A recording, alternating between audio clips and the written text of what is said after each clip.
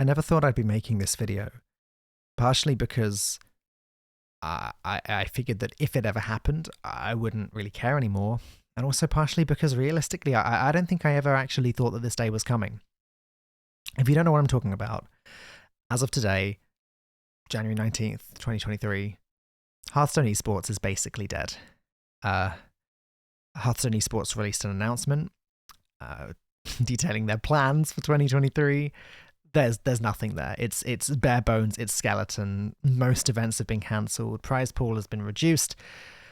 Hearthstone esports is as good as dead. For all intents and purposes, it is. Like, all of the pro players and casters have been making statements today about, how they've enjoyed the journey. And this is essentially it. And it has hit me surprisingly hard. And as I said, I didn't expect it to.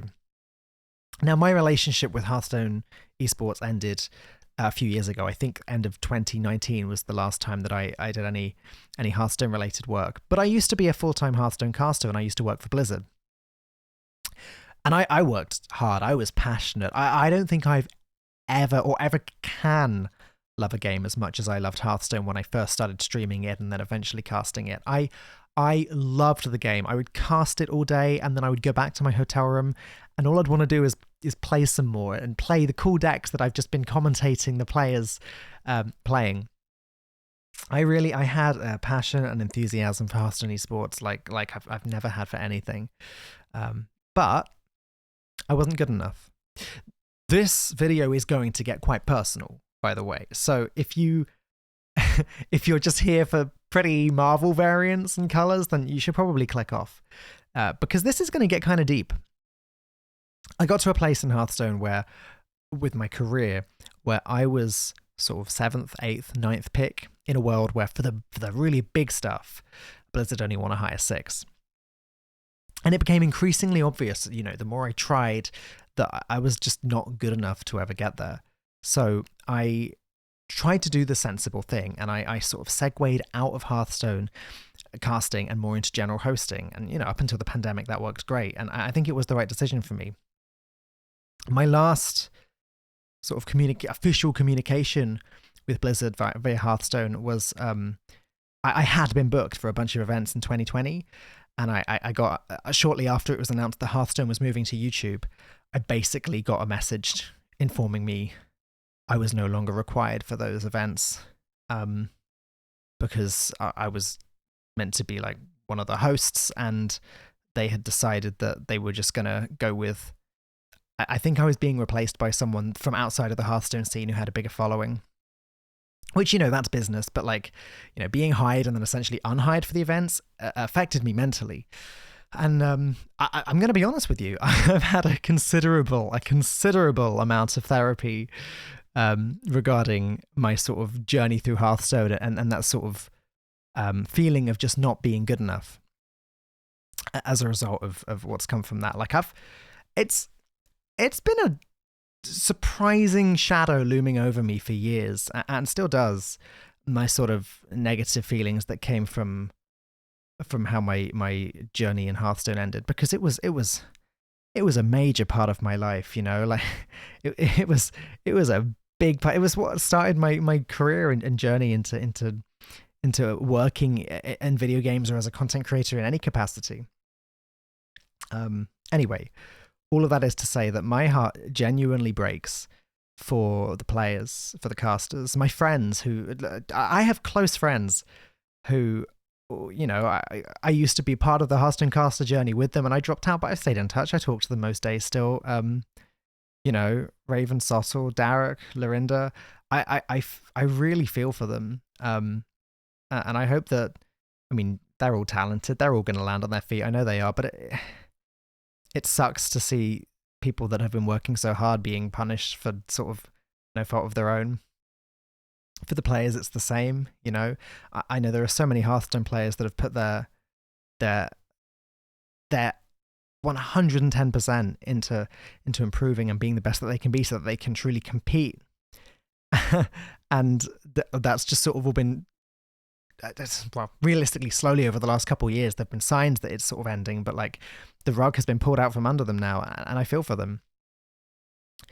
How does this affect Marvel Snap, because I think it does.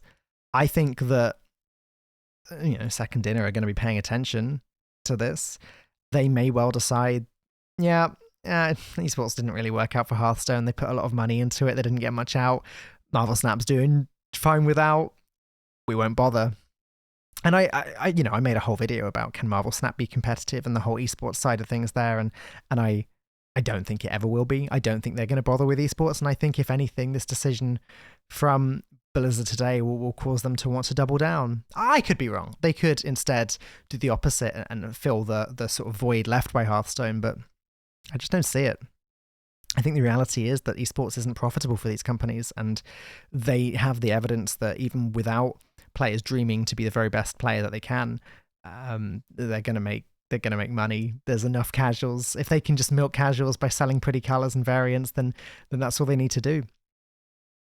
And of course, there will be a large portion of the player base that are disappointed by that, myself included, because I love to sort of try and be as competitive as possible and that kind of thing. But I think that this is a real sign of things to come. I think that card game esports is just not, I guess, profitable enough. Now, don't get me wrong.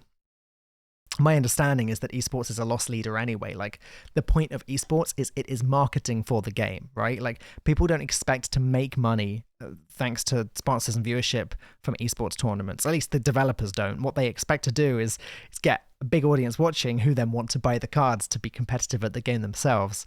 And if Second Dinner don't need to do that with Marvel Snap, why would they? But yeah, I just, this video is going to be completely uncut, completely just my sort of flow of consciousness. I read the update today and I just felt numb. I just felt sad, despite the fact Hearthstone hasn't been, a sort of a big part of my life now for a few years.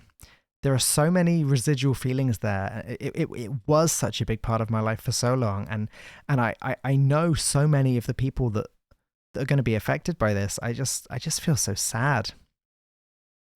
Yesterday, there was the big announcement that there are all these layoffs at Microsoft, and I feel sad for those people as well. Like, I'm such a big Halo fan. The Halo team has been cut by 10%, and that sucks. There's more people that have lost their job due to higher-ups deciding that that's the way that it goes, and that seems to be what's happened here with Hearthstone as well. Esports is complicated. It's a strange ecosystem, which I think might just be falling out of favor with the companies. Content creation is still huge, obviously. Like, content creators will always be a valued part of all of these games, including Hearthstone. And hopefully a lot of the pro players can at least continue making content, continue streaming, and continue enjoying a viewership and an income stream from that.